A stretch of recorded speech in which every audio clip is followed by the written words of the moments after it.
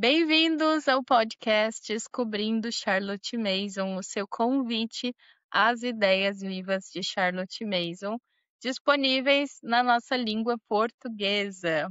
Nosso principal objetivo é fornecer para vocês acesso aos artigos, ao conteúdo rico da filosofia de educação cristã de Charlotte Mason e que você possa trilhar essa jornada juntamente comigo, com a Mari e com os nossos convidados aqui do nosso podcast para descobrir Charlotte Mason aqui no Brasil.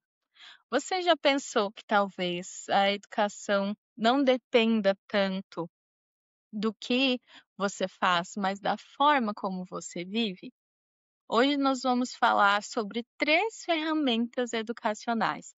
E essas 3 ferramentas, elas são tão poderosas, né, que a Charlotte, ela resumiu, ela sintetizou a educação, o criar filhos, nessas 3 ferramentas educacionais, quando ela diz que educação é atmosfera, disciplina e vida. Talvez você já tenha ouvido um pouco sobre elas aqui, mas hoje nós preparamos um artigo inédito da Parents Review e nós vamos compartilhar um pouco mais com você sobre esse artigo. E também a nossa dinâmica vai ser um pouquinho diferente. Eu e a Mari hoje vamos ler o artigo com vocês e depois vamos comentando pequenos trechos do artigo. Escrevam depois nos comentários aqui se vocês gostaram desse formato, se é um formato que vocês gostam de ouvir também, assim vocês escutam um pouco da leitura e o nosso comentário sobre esse artigo. Então, bora lá, né, Mari? Isso, vamos começar. O nome do artigo é Os Princípios da Senhorita Mason no Treinamento do Caráter. E ele foi escrito por uma pessoa, nada mais, nada menos, que estudou com a Charlotte na House of Education, a Antoinette Devonshire, também conhecida como Senhora Evan Campbell, porque ela veio a casar, né, depois de ter se formado na House of Education, na Casa de Educação, onde a Charlotte tinha o treinamento para professoras e governantas. Ela se casou e teve filhos e teve a oportunidade de aplicar os próprios princípios da filosofia de Charlotte como mãe educadora. Ela escreve sobre como as mães podem aplicar esses princípios de Miss Mason na formação dos filhos desde pequena. Então, a gente vai ter esse contexto de uma mãe assim como nós, vivendo essa realidade. E especificamente, né, a formação do caráter usando essas 3 ferramentas educacionais. A gente também sabe que a Charlotte vai mencionar essas 3 ferramentas educacionais em todos os livros, nos 6 volumes da série Educação no Lar. Só que aqui nesse artigo eles ganham um tom especialmente prático, porque essa mãe que escreveu o artigo, ela vai contar da experiência própria dela, né? Então, vamos lá, vamos começar a ler e desbravar essas ideias da Antoinette. O nome do artigo é Os Princípios da Senhorita Mason no Treinamento do Caráter. E agora eu vou começar a leitura dele. Vou falar de algumas das maneiras pelas quais as mães podem aplicar os princípios da Senhorita Mason no treinamento dos filhos pequenos em casa. Eu creio que as crianças já podem ser consideradas na sala de aula de casa muito antes de estarem em idade de seguir o currículo da Escola da União de Pais. E a senhorita Mason nos deu abundante instrução sobre o assunto da formação de crianças pequenas em seus livros Educação no Lar e Pais e Filhos. Quanto mais lidamos com a aplicação prática desses princípios, mais nos inflamamos de entusiasmo pela nossa fundadora. Para nós, mães que cremos de todo o coração na filosofia educacional da senhorita Mason e aspiramos a ensinar e formar nossos filhos, há uma fonte particular de satisfação. Podemos começar desde o princípio. Mason nos disse, estas são as suas palavras. Todo o avanço real se dá pelas linhas do caráter. Dirigir a evolução do caráter é o principal ofício da educação. Já ouvimos nessa manhã sobre os 3 grandes instrumentos educacionais definidos pela senhorita Mason, que ela desejava que usássemos: a atmosfera da educação, a disciplina do hábito e a apresentação de ideias vivas.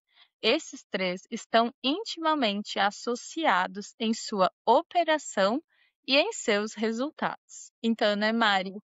Agora, pausando a leitura aqui para a gente comentar, eu gostei muito dessa parte que ela destacou, né? Além de falar que todo o ensino sobre essas três ferramentas e sobre a educação das crianças, né? Desde a mais tenra idade, está nos dois primeiros volumes ali, o Educação no Lar e o Pais e Filhos. A gente vai deixar o link para vocês adquirirem eles pela editora Ideias Vivas aqui na descrição do episódio. Essa frase me chamou muito a atenção. Todo avanço real se dá pelas linhas do caráter. Dirigir a evolução do caráter é o principal ofício da educação. A Charlotte, ela sempre foca na formação do caráter, né? Desde a matemática, ela está preocupada com os hábitos que a matemática está formando. Ela não está preocupada somente com que a criança saiba resolver contas e problemas matemáticos, mas ela está preocupada com o que aquilo está moldando no caráter do meu filho. Desde a escolha dos livros vivos, desde cada escolha para o currículo, até como você molda a atmosfera, a disciplina e a vida, ela vai discorrer isso ao longo do artigo, né? Mas eu só queria destacar isso. O objetivo é a formação do caráter, né? É o principal ofício da educação, é a formação do caráter. A gente já vem falando disso nos nossos outros episódios aqui, né? Exatamente. E uma das coisas que me chamou a atenção, e não é novidade para mim, mas talvez para alguém que está chegando, descobrindo Charlotte agora, é que esses três instrumentos estão intimamente associados em sua operação e em seus resultados. Então não adianta nada eu fazer o download daquele PDF da amiga com uma lista de todos os hábitos que eu vou treinar no meu filho, se primeiro eu não olhar a situação da atmosfera do meu lar. Se eu não olhar os relacionamentos, como é que tá os relacionamentos na minha casa? E se eu não olhar primeiro para mim mesma? Então, se a gente não tiver esse cuidado de estar trabalhando, como é que eu vou apresentar essas ideias vivas que vão ajudar na formação do hábito e cultivar uma atmosfera viva, uma atmosfera boa, bela e verdadeira na minha casa, né? Então eu preciso de ter todos eles. E a Janice, ela tem uma analogia muito interessante das engrenagens que a gente não pode deixar de ouvir ela falar aqui dessas três engrenagens que mostram muito bem como que essas três ferramentas funcionam juntas em harmonia. Eu sempre falo, né, Mari? Como as engrenagens de um relógio, né? Uma se encaixa na outra e uma faz a outra girar. Bom, então vamos continuar lendo aqui o artigo da Antoinette. E certo que nos primeiros 6 ou 7 anos de vida de uma criança, os pais têm a oportunidade de modificar a atmosfera do ambiente como nunca mais terão. Hábitos se formam mais facilmente e as ocasiões de apresentar ideias são infinitamente mais frequentes devido à sede insaciável de conhecimento da criança. Portanto, desde o berço, o treinamento do caráter, que é de primeira importância, deve andar de mãos dadas com a aquisição de conhecimento. A senhorita Mason enfatizou que as mães, em virtude de seu amor e discernimento, são especialmente qualificadas para formar seus filhos, e reiterou a afirmação de Pestalozzi, de que o que se exige das mães é um amor pensante. É necessária uma combinação de amor e conhecimento. Para que as mães andem dignas de sua vocação, devem estudar as leis do desenvolvimento das crianças, moral, mental e físico. E Mason observa que o trabalho da mãe, que se propõe a compreender essas leis, se torna infinitamente mais leve. Creio que muitas de nós mães precisamos ser lembradas disso, pois facilmente sucumbimos à tentação de deixar toda a formação de nossos filhos nas mãos de uma babá ou governanta, sob a alegação de que ela é mais competente que nós. Quanto mais conhecimento tiver a babá, melhor, mas ela deve sempre ser delegada da mãe, dirigida por ela, empregando seus métodos e partilhando de seu amor e entusiasmo. Posso dizer apenas poucas palavras aqui sobre a forma como modificamos o ambiente de nossos filhos, mesmo desde a primeira infância. Todos sabemos que a mente não pode crescer, nem o caráter se desenvolver plenamente, a menos que o corpo esteja em condições de saúde, e que a atmosfera deve ser calma para que não haja excitação indevida dos nervos sensíveis, para que o medo seja eliminado e a confiança floresça. Cito as palavras da falecida doutora Helen Webb sobre o assunto. As crianças devem ser cercadas por alegria até o nível da bem-aventurança e por uma vigilância silenciosa sem alvoroço. Esta afirmação é sempre uma inspiração para mim. O que os pais pensam e o que fazem, o que creem e, acima de tudo, o que são, influenciará seus filhos e os filhos de seus filhos numa medida que transcende nossa imaginação. A senhorita Mason nos diz que nos primeiros 6 anos de vida a criança deve aprender das coisas e não dos livros. Ela já está plenamente equipada com seus 5 sentidos para adquirir conhecimento. Mason não recomendou o uso de aparelhos complicados, especialmente projetados para cultivar os sentidos. Os métodos que ela defende são muito mais simples. Posso responder pela sua maravilhosa eficácia em treinar as crianças a estabelecer relações com as coisas que as cercam e alimentar suas mentes famintas com o conhecimento da natureza, da ciência e da arte. As crianças são intensamente observadoras e seus sentidos aguçados. Como vamos ajudá-las a fazer uso desse grande poder? Mason nos orienta. No exato momento em que o olhar de uma criancinha pousa em algum novo objeto, mostremos a ela que nós também nos interessamos por aquela coisa maravilhosa e digamos algo sobre ela, de modo a segurar sua atenção por um instante. A senhorita Mason dá o exemplo de uma margarida que uma garotinha apanhou. Devemos ensinar nossos bebês a olhar quando vêm a escutar, quando ouvem, e mais tarde veremos que se formaram hábitos de observação e de atenção. Sabemos que o hábito da atenção, se continuar a se desenvolver, levará ao poder da concentração, um verdadeiro tesouro para a vida futura. Mas será que percebemos o quanto esses hábitos já serão úteis antes mesmo da criança completar 6 anos? Flores, árvores, animais, insetos, o clima, o sol e as nuvens, os tempos e estações, o campo ao redor, fazendas, campos, rios, colinas, o mar. Tudo isso representará mais do que conhecimento real para a criança. Despertarão o amor pela beleza e pela verdade, e terão vislumbres de infinito e harmonia que serão lembrados por toda a vida. Bom, vamos fazer uma pequena pausa aqui, porque tem muitas ideias para a gente digerir, né. Eu acho que a gente pode destacar rapidamente a questão do amor pensante, porque às vezes a gente tinha um clube de leitura que começamos lá há muito tempo atrás, no início do Descobrindo Charlotte Mason, que se chamava justamente Um Amor Pensante. E a Charlotte vai falar isso no Pais e Filhos, amar não basta só amar os nossos filhos, a gente precisa entender um pouco de quem é essa criança, como que ela se desenvolve, do que ela precisa, do que ela se alimenta. Enfim, é o desenvolvimento completo. A parte intelectual é importante, mas ela não é só ela, né, a gente olha para o ser humano como um todo, então isso vai exigir esse amor pensante da mãe, né, para lidar com cada um de seus filhos. Então eu achei interessante como que ela traz essa combinação de amor e conhecimento para a gente justamente, entender do desenvolvimento das crianças de forma integral. E a gente sempre compartilha aqui, né, Mari, é necessário que a gente foque na nossa autoeducação também. Isso vem desse lugar de desenvolver um amor pensante, de entender sobre a formação moral, mental e física dos nossos filhos. E é exatamente isso que Charlotte Mason vai nos propor através dos livros dela.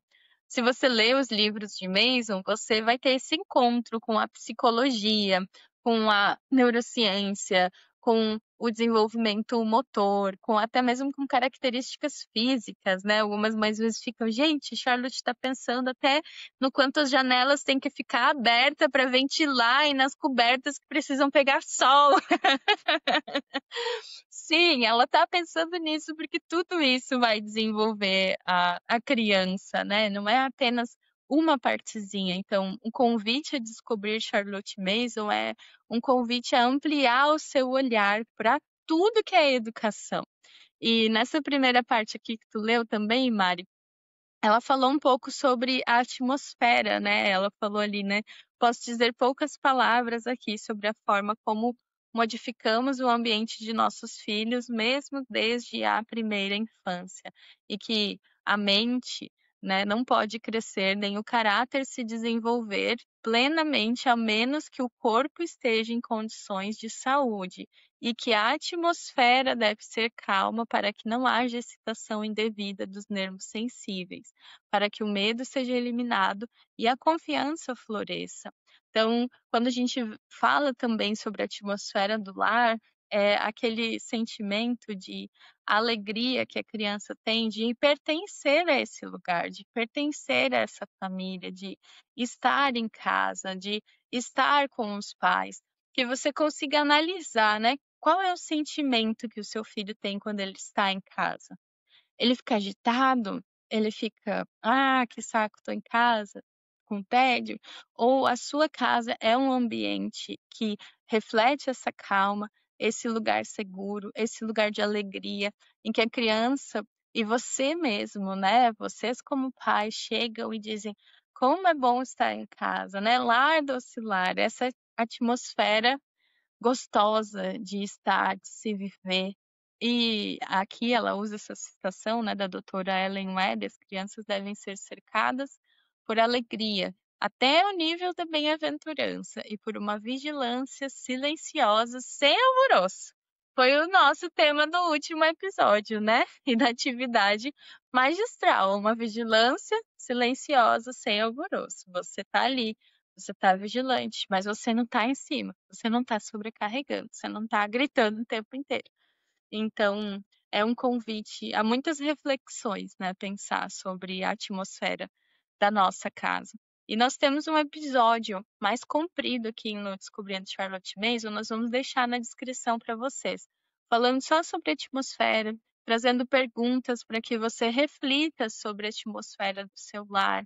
E nós vamos deixar o link aqui na descrição para você poder ouvir e se aprofundar também um pouquinho nesse assunto. Quer comentar mais alguma coisa, Mari?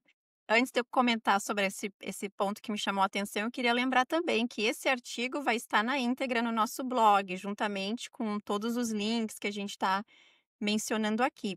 Outra coisa que a Antoinette traz aqui no artigo, ela diz que nos primeiros 6 anos de vida, a criança deve aprender das coisas e não dos livros. Parece uma coisa assim, tá, mas ela está falando contra a gente ler livros, já que a Charlotte diz que é tão importante ler livros, livros vivos. Eh, né, leitura em voz alta, gente, não é isso. Ela está dizendo aqui que nos primeiros 6 anos de vida, a gente não deve, sentar a criança para fazer aquela lição formal que a gente começa por volta dos 6 anos, né, que nesses primeiros 6 anos de vida, a criança consegue aprender muito mais através dos seus sentidos, estando ao ar livre, observando a atmosfera da sua casa, da forma como a gente treina os hábitos ali. Ela vai falar sobre o poder de concentração que vem através da observação. E deixa eu falar uma coisa para vocês, que quando eu comecei o homeschool seguindo a filosofia de Charlotte, quando os meus filhos ainda tinham por volta de 4, 5 anos, imperfeitamente eu fui aplicando essas ideias, mas eu não entendia o poder de como que a observação gera um poder alto de concentração, assim, que eu vejo nos meninos, uma concentração que eu não consigo, eu ainda estou treinando para chegar lá, mas eles conseguem estar, num ambiente, digamos, com um pouco mais de barulho e distração, mas eles conseguem manter o foco naquilo que eles estão fazendo, o que é difícil hoje em dia com tanta E dessa distração. E dessa importância, né, Mari, de fazer essa observação por meio dos 5 sentidos. Às vezes você: "Ah, não faz porque, eu não sei como fazer, cresci em apartamento, não demorei a vida toda em apartamento, moro em apartamento agora e não consigo". Mas você caminhar no condomínio do seu próprio apartamento, você caminhar no seu bairro, com esse olhar atento para sua criança observar. E como ela dá o exemplo aqui, né, viu que algo chamou a atenção, faça uma observação sobre aquilo. Então, você sempre pensar com os 5 sentidos, né, que cheiro isso tem, que textura isso tem, né, como que eu vejo isso, que formato isso tem. Então você pense de uma forma muito simples e se torna um hábito para nós também, enquanto pais e mães, observar as coisas junto com os nossos filhos, né. Mas inclusive eu lembrei, Mari, que a gente também tem um episódio bem compridinho, falando sobre as sensações e os sentidos, né. E como nós devemos educar as sensações e os sentidos, que é um capítulo inclusive do livro Pais e Filhos, que a Charlotte vai falar só sobre esse assunto. Mas agora vamos voltar para o nosso artigo. Agora, pensemos em alguns dos muitos outros hábitos que contribuirão para a formação do caráter. A senhorita Mason os descreve como aqueles hábitos da boa vida que são o fruto de ideias vitalizadoras. Não há tempo para falar muito sobre os hábitos do corpo, mas toda mãe da PNU sabe como eles estão intimamente ligados aos hábitos da mente. Crianças pequenas sentem grande orgulho em se lavar e se vestir sozinhas. Isso desenvolve habilidade com as mãos, dá ocupação e interesse, e ainda melhor, um senso de realização e independência. Limpeza, ordem, asseio, pontualidade, essas virtudes, Mason escreveu, devem estar ao redor da criança como o ar que ela respira. O problema de ensinar às crianças a organização tem sido muito discutido. Guardar as coisas é muitas vezes um incômodo quando a criança deseja encher seu precioso tempo com outras atividades, ou quando precisa ir para a cama. Eu mesmo descobri com minhas meninas que o importante é que compreendam que cada coisa deve ter o seu lugar e voltar para ele. Mas a tarefa de guardar não precisa sempre recair sobre a criança. Os adultos podem aliviar o trabalho, às vezes até fazer tudo, mas, nesse caso, as crianças precisam saber que isso foi feito por bondade e agradecer por isso. Descobri que dar a cada criança seu próprio espaço para brinquedos, uma estante para seus tesouros e uma gaveta na penteadeira é um estímulo para esses hábitos metódicos. Hábito de importância fundamental é a obediência aos pais e seus delegados, pois nossos filhos nunca desfrutarão da verdadeira liberdade até que tenham passado pelo treinamento que a obediência realiza. A senhorita Mason insistia para que as mães entendessem que não são livres para permitir ou proibir as ações de seus filhos conforme seus próprios caprichos, mas que devem obedecer a certas leis porque é o certo e é o que lhes faz bem. As crianças logo serão capazes de entender isso por si mesmas. Somos os guardiões de suas consciências e devemos protegê-los do esforço de tomar decisões morais enquanto seu julgamento ainda é imaturo. Se a decisão for de tal natureza que a criança seja capaz de tomá-la sozinha, então, é claro, devemos nos abster de dirigir. O hábito da obediência pode ser adquirido já na infância, ou pelo menos antes dos 2 anos de idade. Com a formação desse hábito, como com todos os outros, quando se trata da prática cotidiana, devemos lembrar de nunca permitir um retrocesso. É necessário haver um treinamento constante e coerente. Isso por si só já impõe disciplina. Mason nos adverte que se ignorarmos uma recaída, porque a pobre criança estava se esforçando tanto, o trabalho estará desfeito. E mãe e filho terão de começar tudo de novo. Mais uma vez, é um caso de vigilância silenciosa. É justamente esse ponto que devemos ter certeza de que a babá trabalha em conjunto conosco, seja na formação de um bom hábito, seja no combate a um mau hábito. A senhorita Mason nos dá outro alerta de ouro. Não permita que o assunto se torne causa de atrito. Isso é, por vezes, muito difícil de cumprir, mas quão importante é. Se começarmos a resmungar ou a ralhar, nós mesmas faremos a criança perder o terreno e também sofrer. Quanta coisa ela destaca aqui. Ela vai começar a puxar esse assunto daqueles hábitos da boa vida, né? Que são os frutos de ideias vitalizadoras. E eu imagino que enquanto eu estava lendo aqui, a mente de vocês estava pensando e percebendo, poxa, é verdade, né? Aqui também acontece isso. Eu acho bem legal que é um olhar de uma mãe falando sobre a forma como ela tem aplicado e vivido a prática desses hábitos na casa dela, né. Exatamente. E ela vai falar babá, porque naquela época era normal ter babá e governanta, né, mas a gente às vezes também tem que olhar ao nosso redor para ver quem que nos ajuda no nosso dia a dia, para a gente conseguir se alinhar, né, com essas pessoas, porque às vezes a mãe diz uma coisa, o pai vai lá e diz outra, e a criança percebe que ali ela tem uma chance, tipo: "Ah, se eu pedir para a mãe ela vai dizer não", ou vice-versa, né, pedir para o pai ele vai dizer sim. Então é uma frase que eu gosto muito, que a Janice fala em vários podcasts: "Deixe o seu sim ser sim, e o seu não ser não". A gente precisa ter essa constância e ser coerente. E tem dias que a gente acorda com dor de cabeça, com mal, ou tá lidando com alguma emergência. A gente sabe que existem momentos na vida que é difícil exercer constância e coerência, mas a gente precisa estar alerta. E dar um passo para trás e pensar: "Ok, nessa situação agora que eu tô, enfim, com alguma emergência ou lidando com alguma coisa, nasceu um bebezinho, como que eu posso me preparar? Como que eu já posso ter uma rotina, uma atmosfera? Quais os hábitos que eu já estou desenvolvendo e quais as ideias?". As 3 ferramentas vão estar sempre presente. Eu acho que a Antoinette está falando muito bem delas, que dispensa tantos comentários. A gente pode prosseguir com a leitura. Tu tem mais alguma coisa para acrescentar sobre esse trecho, Janice? Eu queria acrescentar aqui como ela fala, né, da obediência, né, que a obediência o hábito da obediência, ele é tão fundamental que os filhos nunca desfrutarão da verdadeira liberdade até que tenham passado pelo treinamento da obediência.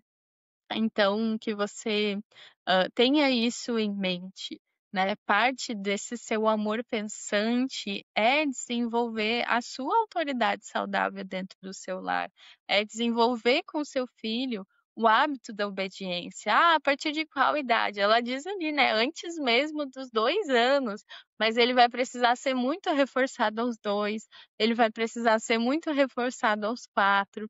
E a gente também tem um outro episódio aqui que fala só sobre autoridade e obediência, né, pra acho que até num dos primeiros episódios, quando a gente voltou a gravar, eu já tinha indicado ele. Foi com uma convidada muito especial aquele episódio. Tão especial que ficou por aqui, né, Mari?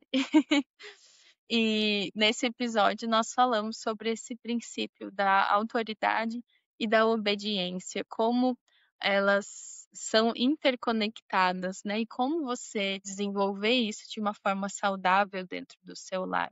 Então você precisa pensar sobre isso, né, como a sua autoridade, ela está afetando a atmosfera do seu lar, a forma como você exerce ela. E o hábito da obediência dos seus filhos, ele está ali, né, sendo dependente da forma como você exerce a sua autoridade. Então você vê ali as ferramentas educacionais interconectadas também, né. Exatamente, uma coisa que eu queria só pontuar antes da gente passar para continuar a leitura do artigo, né, essa questão da obediência também, que muitas mães que a gente serve através do Charlotte Mason Comunidade é um do calcanhar de Aquiles, né, e a gente também tem que ajustar as nossas expectativas e entender, mas né, as escrituras nos dizem que honrar pai e mãe, né, é o mandamento com promessa e é algo que a gente trabalha com eles desde cedo. Hoje eu vejo meu filho de 15 anos, às vezes, recitando para ele mesmo e lembrando o irmão dele de que honrar pai e mãe, obedecer pai e mãe, né, é um mandamento com promessa. Então, eles acabam, se treinando nesse hábito também, né, e eles desfrutam disso, eles veem que Hã, eu sei que talvez e ela vai falar, né, de nós sermos os guardiões da consciência, os guardiões da vontade do nosso filho, especialmente nessa idade, formadora, enquanto eles são pequenos, e a gente insistir é como se fosse dotar eles de uma herança, trabalhar esses hábitos, desses da boa vida, né. Então, assim, é algo que é incalculável o valor do quanto que isso vai servir eles para o resto da vida. Então vamos continuar a leitura.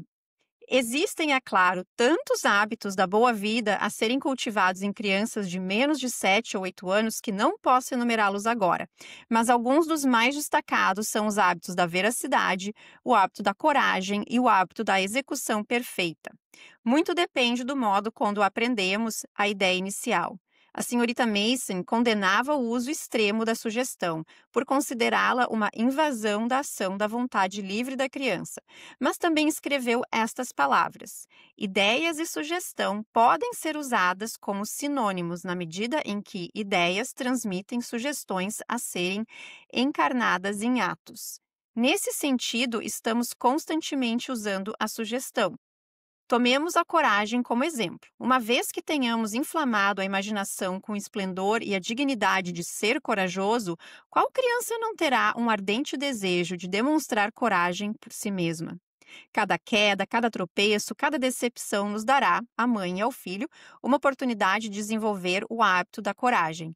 Infelizmente, muitas vezes, mães e babás se colocam no caminho de sugerir o medo em vez da coragem. As crianças pegam esse mal tão facilmente quanto o sarampo, e os efeitos posteriores são muito mais prejudiciais. No início de uma tempestade, é tão simples olhar com encanto e dizer aos nossos pequenos para escutarem o trovão maravilhoso que ouvirão dentro de instantes e levá-los até a janela para ver os relâmpagos. Mas, em vez disso, ouvem-se pessoas discutindo diante da criança se estão ou não com medo da tempestade. Mason deu ênfase ao hábito da execução perfeita e, ao tentar formá-lo em meus próprios filhos, percebi que ele tem grande relevância no treinamento do caráter, trazendo outros bons hábitos em seu encalço, como perseverança, atenção, paciência, ambição justa e também modéstia.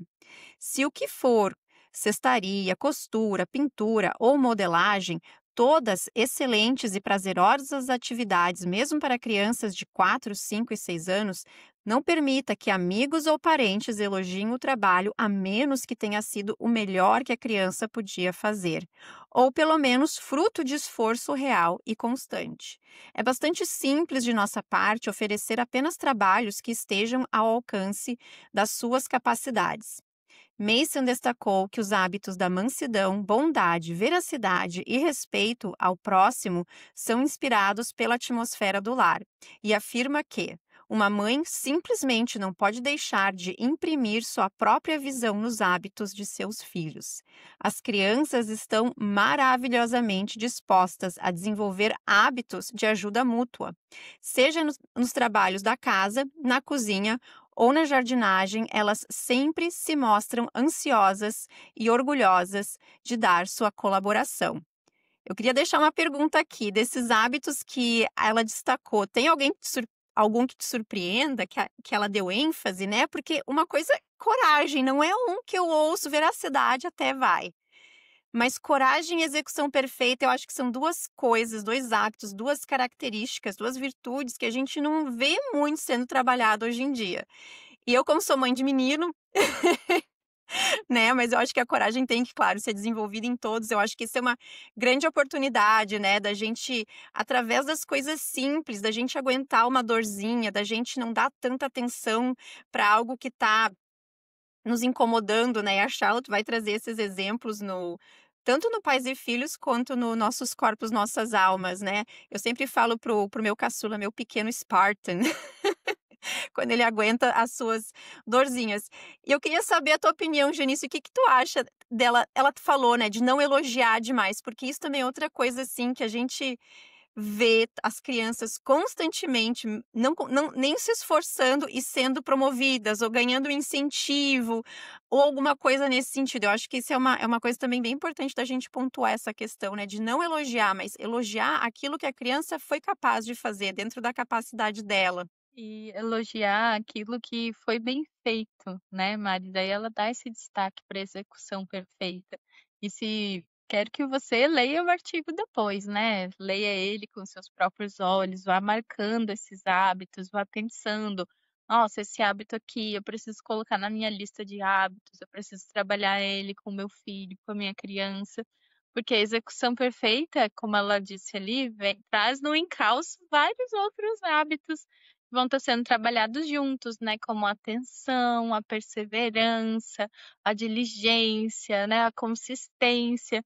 Então ela vai trazendo até mesmo a paciência deles conseguirem fazer algo bem feito, né? Então, desde ali eles estão aprendendo a bordar, conseguir fazer aquele pontinho de bordado bem feito, se precisar desfazer, e refazer de novo até que a execução seja perfeita, desde a lição de caligrafia, que é uma das coisas que a gente sempre tem essa oportunidade de trabalhar a execução perfeita, né, durante as aulas também, que eu vejo ali com a forma como a Charlotte aplica a ela, para que a criança até que ela faça aquela letra perfeita, não é até ela encher a folha ou encher a linha daquela letra, mas é até que ela consiga fazer aquela letra perfeita, seja se ela vai demorar 3 repetições da letra ou se ela vai demorar a folha inteira para fazer a letra perfeita, né, e isso vai trabalhando essa consistência e uma série de outros hábitos com a criança junto com a execução perfeita. Isso destacou bastante para mim. E os hábitos que você falou também, como o da coragem também, destacaram muito para mim. Porque às vezes a nossa geração, a minha geração foi educada muito no medo, né? Tudo era um medo, é o medo do velho de saco, do bicho-papão, do, né? Então, a geração ali, os meus avós, né, meus tios, minhas tias, é tipo, não faz isso, senão o velho do saco vai te pegar. Tipo, não vai longe da mãe, então tudo era o velho do saco, né, quando eu era criança. Então a gente acaba estimulando o medo ao invés da coragem. E às vezes a gente só reproduz isso na educação dos nossos filhos, sem parar para pensar, o que eu estou estimulando com essa minha fala? Além de ser uma mentira, né? De não ser uma veracidade. Mas que fique essa reflexão para você. Vamos voltar para nossa leitura aqui, que daqui a pouquinho a gente encerra esse artigo. Falamos até agora sobre fomentar bons hábitos. Mas e se houver maus hábitos a serem eliminados ou outros defeitos a serem curados? Creio que todas as mães deveriam estudar os capítulos da Senhorita Mason sobre esses assuntos. Eles são tremendamente úteis e todos nós nos deparamos com problemas como que tipo de castigos aplicar ou como lidar com acessos de raiva. Mason considerava que os castigos, quando necessários, deveriam ser as consequências naturais ou relativas da conduta. Às vezes de fato muito difícil pensar e encontrar a consequência relativa adequada, quando a consequência natural seria drástica demais, ou como coloca Mason, exatamente aquilo que é o ofício da mãe evitar. É perfeitamente aceitável advertir as crianças sobre as consequências de suas travessuras, caso insistam nelas. Mas nesse ponto precisamos garantir que nem nós, nem nossas babás, façamos ameaças às crianças que não pretendamos cumprir. Todos os maus hábitos e quaisquer traços desagradáveis devem ser corrigidos pela formação do hábito oposto e bom. Creio que não se pode tratar nenhuma forma de travessura habitual com excesso de ternura ou simpatia. O mais importante é que a criança compreenda aquilo que precisa vencer e os caminhos pelos quais pode fazer o bem. Ela tentará e saberá que sua mãe a está apoiando. Se uma criança adquirir o hábito de falar com a verdade, a mãe precisa de enorme tato e discernimento em relação à disposição da criança, e talvez tenha de dedicar grande parte de seu tempo à cura. O castigo, exceto por consequência triste, mas temporária, de não ser considerada digna de confiança, tende a causar o dano. Se a criança tem inclinação a inventar histórias, Mason explica que isso pode bem ser porque sua imaginação voraz não está sendo alimentada com o alimento adequado dos contos de fada. Devemos não apenas dar contos de fadas às crianças, mas também tempo para seus maravilhosos jogos de faz de conta, e ao mesmo tempo treiná-las no hábito de precisão em todas as questões de fato. Se elas derem um relato fantástico de algum incidente, podemos dizer que maravilhoso, mas agora me conte o que realmente aconteceu.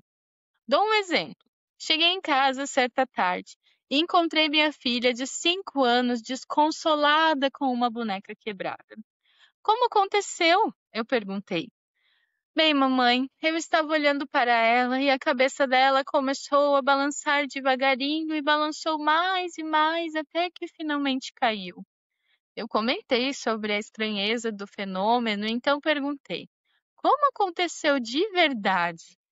Imediatamente, ela contou a versão correta. Quanta coisa em um trechinho de artigo, né, Mari? Usando a leitura aqui.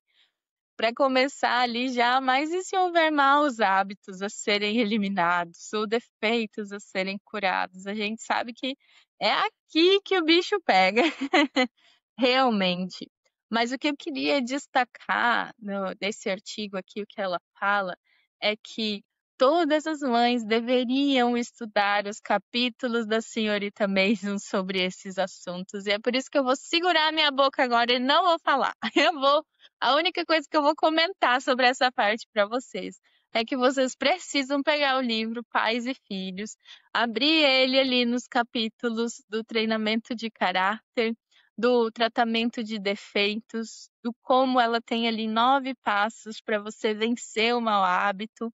Então eu quero que você vá lá e que você escreva sua narração aqui nos comentários ou nos mande lá no Instagram. Ó, eu li o capítulo sobre como vencer os maus hábitos no livro Pais e Filhos. E compartilhe com a gente como você pretende aplicar isso, porque Mason ela vai trazer ali realmente coisas muito práticas. Então a gente não quer apenas te dar o peixe aqui no Descobrindo Charlotte Mason, mas a gente quer te ensinar a pescar, tá bom? Então vamos continuar nossa leitura, Mário? Tu quer destacar alguma coisa dessa parte? Destacar e reforçar o que tu falou. Bebam da fonte. Ela explica passo a passo e só dá um spoiler, que tem um volume que está sendo traduzido, revisado pela editora Ideias Vivas, que vai trazer ainda mais dicas práticas de como tratar dos maus hábitos. Mas vamos continuar. E a própria Antoniette também já deixou várias dicas preciosas. Então vamos continuar com a leitura. A enrolação é um mau hábito que muito frequentemente se apossa dos pequenos e a grande cura parece ser a ocupação. Mantenha a criança bastante ocupada com coisas para fazer que sejam, na maior parte, extremamente agradáveis e interessantes, ou melhor ainda, úteis para outras pessoas, e não haverá tempo para enrolar. Isso não significa que iremos sobrecarregar o cérebro da criança ou dar-lhe lições em excesso. A enrolação jamais deve ser permitida. Leva ao pensamento disperso ou à inércia mental. Antigamente, se supunha que crianças muito nervosas deveriam trabalhar pouco ou nada e apenas correr soltas pelo campo. Podemos fazer muito mais para promover um estado mental calmo e contente, sugerindo algumas ideias de utilidade ou interesse, estabelecendo trilhos de hábitos em lugares agradáveis. A senhorita Mason descobriu um remédio de ouro para o acesso de mau humor. Ela explicou que os acessos são resultados de uma tendência inata e que a maneira de contê-los é mudar o pensamento da criança no exato momento em que a explosão ameaça. O hábito é assim interrompido. Qualquer coisa serve. Enviar a criança com um recado, fazer-lhe uma pergunta surpreendente, dizer algo engraçado, inventar alguma distração. É preciso presença de espírito. Se for tarde demais e a tempestade já tiver caído, a raiva e a repreensão são inúteis. Devemos dar ao pobre pequeno nosso apoio amoroso como se estivesse doente. Ele pode perceber nossa tristeza por causa do ocorrido, mas não deve ver que estamos zangados. A correção virá quando ele estiver novamente calmo. Mason sempre aconselhava as mães a evitarem falar demais e moralizar em excesso. Não apenas o temperamento, mas muitos outros defeitos podem ser refreados pela mudança de pensamento e pelo poder de um hábito expulsar outro. O egoísmo é uma erva daninha que encontra pouquíssimo espaço para crescer numa família feliz, útil e ocupada. Arranquemo-la pela raiz, incentivando o hábito da bondade. As crianças amam oferecer presentes e surpresas inventadas por elas mesmas, tanto umas às outras quanto a todos os membros da família. Psicólogos eminentes nos dizem que os resultados morais são produzidos pelos bons hábitos, resultados que antes se acreditava alcançáveis apenas por meio do autocontrole. 33 anos atrás, a senhorita Mason já nos oferecia esse ensino em educação no lar, com explicações detalhadas sobre como proceder.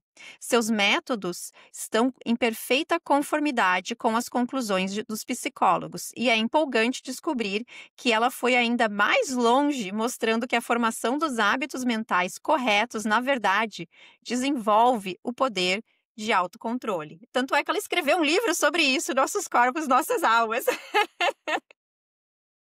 Exatamente, né, Mari? E aqui no próprio artigo ela já trouxe esse exemplo de alguns maus hábitos e de como a gente pode tratar eles, mas se você quer pegar uma dica prática desse episódio e desse tratamento de maus hábitos aqui na nossa conversa hoje, é essa mudança de pensamento, né? E no livro Educação no Lar, Mason vai falar muito sobre a formação de hábitos também.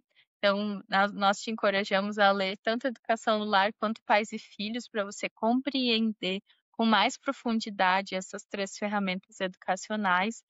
E mais, quando você olha ali essa questão da mudança de pensamento, gente, isso é uma dica de ouro, assim, mas aquele ouro puro, que você mudar o pensamento de uma criança te ajuda a acabar com a birra, te ajuda a acabar com aquele acesso de raiva, te ajuda a acabar com aquele choro desesperado do bebê, para qualquer coisa, para qualquer faixa etária. Uma mudança de pensamento é sempre saudável, mudar o foco do pensamento, né? Então, quando faça esse teste essa semana na sua casa, quando você perceber que em algum momento a sua criança está indo para o excesso de algo, seja de raiva, seja de choro, seja de angústia, seja de tristeza, né? Ou seja, até mesmo às vezes de alguma coisa boa, né?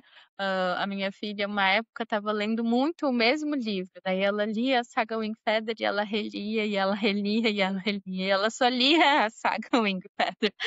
E aí eu falei, filha, uma mudança de pensamento agora é necessária. Vamos ler outros livros. Depois, se você quiser ler de novo, você volta e lê de novo. Não tem problema. Mas você não vai ficar só lendo esses livros, por melhores que eles sejam, né?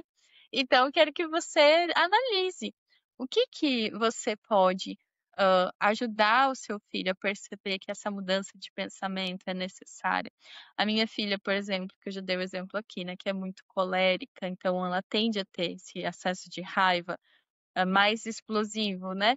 Então eu sempre falo com ela, filha, quando algo te deixa brava, antes de você gritar com seu irmão, antes de você, né, ser grosseira, respira e muda o seu pensamento para outra coisa, sabe? Tira o pensamento daquela ação e pense em outra coisa. Então, isso tem a ver com essa última partezinha do artigo aqui que eu vou ler para a gente encerrar, que ela vai falar assim: a inteira responsabilidade de dar às crianças aquilo que Mason chama de a disciplina do poder de compelir a si mesmo recai sobre os pais. Os pais são os inspiradores dos seus filhos, podem cercá-los de uma atmosfera de amor, podem transmitir a visão do amor infinito na medida em que eles próprios a sustentam. E até mesmo o próprio poder de amar pode ser cultivado e fortalecido pelo hábito. Então, lembre que a inteira responsabilidade de dar às crianças a disciplina do poder de compelir a si mesmo, de ter a sua vontade treinada. Como nós falamos nos outros episódios aqui, né? O dever dos pais é ensinar aos filhos o seu dever, né? A diferenciar o seu dever. Mas desde essas coisas muito simples que Mason vai trazer nos livros dela, como a mudança de pensamento, para que ele saiba como agir no momento certo, a formação de hábitos através do hábito oposto. São ferramentas que você tem ao seu dispor de forma prática, né? E nós, com o Descobrindo Charlotte Mason, já trilhamos uma longa jornada com vocês aqui, seja através do podcast, seja através dos nossos clubes de leitura com as famílias, seja através das comunidades presenciais do CMC e hoje do Charlotte Mason em comunidade e dos programas de aula que nós oferecemos para as famílias. Mas quando nós pensamos no CMC, né, e se você faz parte do CMC, tenta escrever aqui, em algumas frases, né, em um parágrafo, o que é o CMC para você hoje? Porque quem está lá dentro sabe que não é só intelectual, né. A maioria das famílias chega aqui procurando: "Ah, mas eu quero seguir o currículo da Charlotte, eu quero seguir o método da Charlotte, eu quero saber fazer isso de forma prática", e tudo isso tem lá dentro do CMC para você. Mas a realidade, se você ler os depoimentos ali na nossa página, a grande realidade é que a maioria das famílias falam: "Eu cheguei aqui querendo algo para formação intelectual dos meus filhos, mas o que eu tive foi uma transformação na minha casa, no meu lar, na minha família, no relacionamento, na educação dos meus filhos, na minha autoeducação. Então é uma mudança de vida, é um aprender a viver". Era exatamente isso que eu ia dizer. Isso me lembrou uma citação muito famosa de uma jovem que chegou na House of Education, na casa de educação de Charlotte, e a Charlotte perguntou, né, o que que ela foi fazer lá, o que que ela gostaria, né, qual eram os objetivos dela, e ela falou: "Ah, eu vim aqui para aprender a ensinar", né, como nós pais que chegamos no CMC, chegamos sedentos para aprender a ensinar, e ela falou: "Não, você veio aqui para aprender a viver", porque é uma filosofia de educação que transforma a família inteira. Exatamente. E é exatamente por isso que nós queremos que essa filosofia de educação seja acessível a você, para que você continue descobrindo Charlotte Mason, que você tenha acesso a essa prática e essa transformação para sua família através do CMC, que nós lançamos a Black Infinita do CMC nesse mês de novembro de 2025. Então, se atente nas datas ali no nosso Instagram, para você não perder essa oportunidade de ter acesso vitalício a todo o conteúdo do CMC, a toda a formação para sua família, ao nosso acompanhamento, meu, da Mari, das outras famílias que cooperam no Charlotte Mason em comunidade. Vai ser uma oferta única que nós não sabemos se vamos repetir alguma vez na vida do Charlotte Mason em comunidade. Então, Mari, vamos indo para o nosso encerramento. A gente tem uma citação especial do nosso artigo em memória hoje, né?